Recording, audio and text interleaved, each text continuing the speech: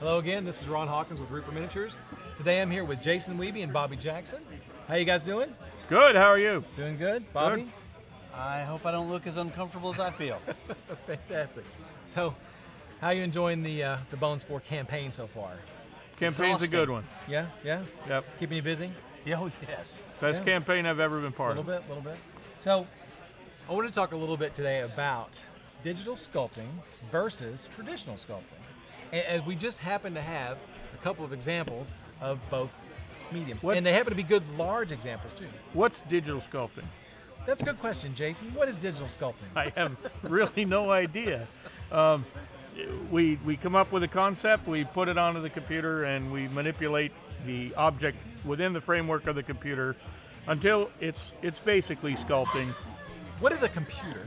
A box, ours are flat, but a box. So, Bobby, what program do you use when you digitally sculpt? What do you use? ZBrush. Yes. Okay, thanks for watching. We'll see you next week.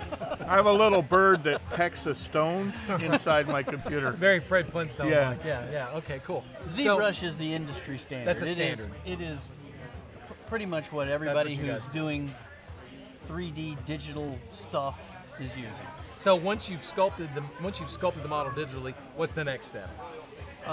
Send it to you guys. Right. Okay.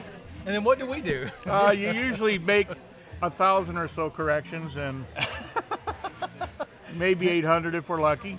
And then you guys print it out. And once you're happy with it, because you're the art director. No, you meaning Reaper is happy. Once the art director's happy, Ron. Who signs my check? Have you ever heard of passive aggressive? You ever heard of that? Yeah. You know what that means? So you guys take it, you put it on your printer, you make a master. In the past, we would have sent you a green as the master. So you're actually creating the master, which is a funny thing about digital sculpting to wrap your head around is you never actually create a physical master. You guys do that. Right. Okay, so what are the advantages between of digital sculpting over traditional, and what are the advantages of traditional over digital, if there are any at all? Digital has the big advantage of a Control-Z function. Ah, I love that. Yes, where you can just undo things I use that very all the time. easily. I wish you could have that in life. Yes. It'd be amazing. Yes. So you make an error, traditionally, you're stuck with it. You get your X-Acto knife out, cut it off, and do the whole thing again. Jason, is there an advantage over the traditional? Yes, there's a definite advantage in that you can hold the sculpture in your hand and you can tilt it around to just the right angle, get a good look for it.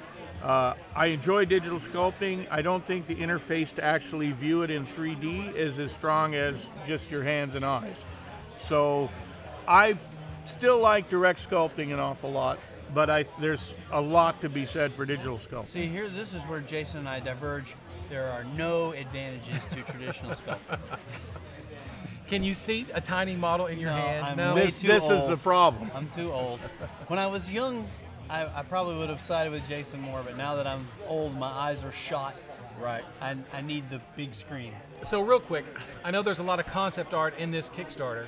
Do you prefer to sculpt from concept art? Do you like to make things up? Is it sort of a little bit of both? Want me to answer this one? Sure. Both of you guys, how about that? There's not a definite answer. If the concept art's really great, I prefer concept art. If the concept art's lousy, then I would prefer to do myself. Now, fortunately, you guys I almost always get top flight concepts from you guys. From Izzy, Talon Collier. Izzy's the best there is. And if you're not getting Izzy, then you're going to get Wayne Reynolds or somebody else. If you're lucky, Yeah, just as imaginative and squared away. So you guys are almost always giving top flight art. What about you, Wiebe? What do you? I get a few less pieces of concept art than Bobby does. So I basically have the three main inputs. It's you as art director send me a verbal thumbnail, or I get a piece of concept art, or I just come up with something and try to trick you into buying it. So that happens a lot. Those are the three ways I go. I think for speed, I prefer concept art. For creativity, obviously, I prefer my own input. Right. Sometimes when you give me a verbal thumbnail, that becomes a challenge, and then that's enjoyable too, to try to hit whatever's in your head. Right, so for example on this, we just said, I said, let's how about a T-Rex? And Right. you said, and I gave you, I guess, a few ideas, and the rest you just sort of took Right. and ran. We fiddled with it and talked about it and went back and forth, changed some things. But this was all out of your head. That's all out of my brain. All out of your brain. Yeah. Fantastic. So, Okay. Well, anything else you guys want to add to just the general sculpting discussion? All right. So how about we go play Galaga? yeah. I there we go. prefer Defender.